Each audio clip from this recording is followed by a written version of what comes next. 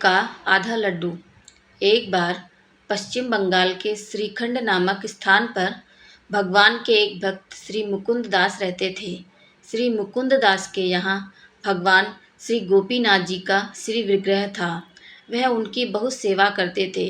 एक बार श्री मुकुंद दास जी को किसी कार्य के लिए बाहर जाना था, इसलिए उन्होंने अपने पुत्र रघुनंदन को बुलाकर कहा कि घर में श्री गोपीनाथ जी का सेवा होती है, इसलिए बड़ी सावधानी से उनको भोग इत्यादि लगाना। यह सब अपने पुत्र को बताकर श्री मुकुंद दास जी अपने कार्य के लिए चले गए। पिताजी के जाने के बाद रघुनंदन अपने मित्रों के साथ खेलने चले गए।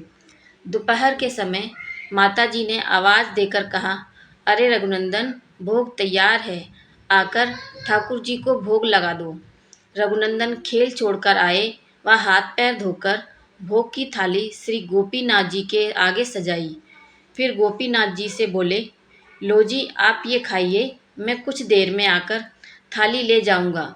श्री रघुनंदन अभी बालक ही थे, इसलिए बड़े ही सरल भाव से, बालक बुद्धि से रघुनंदन ने श्री गोपीनाथ जी से निवेदन किया। फिर से वे खेलने चले गए। कुछ देर बाद उन्हें याद आया कि गोपीनाथ जी उनकी प्रतीक्षा कर रहे होंगे कि कब आप थाली लेने आएंगे। ऐसा सोचकर वह घर के मंदिर में आए। आकर देखा कि भोग तो ऐसे का ऐसा ही रखा हुआ है, जैसे वे उसे छोड़कर गए थे। बालक रघुनंदन ये देखकर घबरा गए और कहने लगे, अरे, आपने इसे खाया क्यों नहीं? क्या गड़बड़ हो गई? पिताजी को पता लगेगा तो बहुत डांटेंगे। ऐसा कहकर रघुनंदन रोने लगे। फिर भी कुछ नहीं हुआ। गोपीनाथ जी ने खाना शुरू नहीं किया। अब तो रघुनंदन जोर जोर से रोने लगे। वह हाथ जोड़कर कहने लगे, आप खाओ, आप खाओ, और अनुनय विनय करने लगे। भक्त प्रेम के पाले में पड़कर प्रभु को नियम बदलते देखा और श्री गोपीनाथ जी प्रकट हो गए।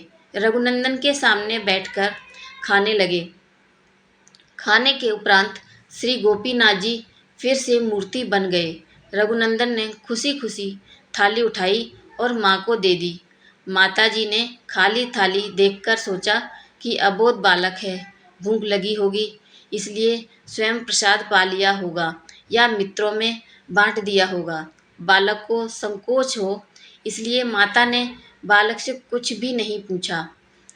शाम को श्री मुकुंद जी घर आए तो बालक रघुनंदन से पूछा कि सेवा कैसी हुई। रघुनंदन जी ने उत्तर दिया, बहुत अच्छी। श्री मुकुंद दास जी ने कहा, जाओ कुछ प्रसाद ले आओ। रघुनंदन ने उत्तर दिया, प्रसाद? वो तो गोपीनाथ जी सारा ही खा गए, कुछ छोड़ा ही नहीं। यह सुनकर श्री मुकुंद दास जी बहुत हैरान हुए। उन्हें पता था कि इतना नन्हा बालक झूठ नहीं बोल सकता। कुछ दिन बाद रघुनंदन को बुलाकर कहा कि मैंने आज भी किसी कार्य से बाहर जाना है, इसलिए गोपीनाथ जी से ठीक से ढंग से सेवा करना। उस दिन की तरह श्री मुकुंद दास जी घर से बाहर चले गए, किंतु कुछ ही समय बाद भोग लगने से पहले वापस आ गए और घर में छिप गए। माता ने उस दिन विशेष लड्डू तैयार किए थे। उन्होंने बालक रघुनंदन को बुलाकर कहा, आज गोपीनाथ को ये लड्डू का भोग लगाओ और सब ना खा जाना। बालक माँ की बात समझा नहीं, किंतु गोपीनाथ जी के पास भोग लेकर चला गया। मंदिर में जाकर लड्डू से भरा थाल गोपीनाथ जी के आगे सजाया।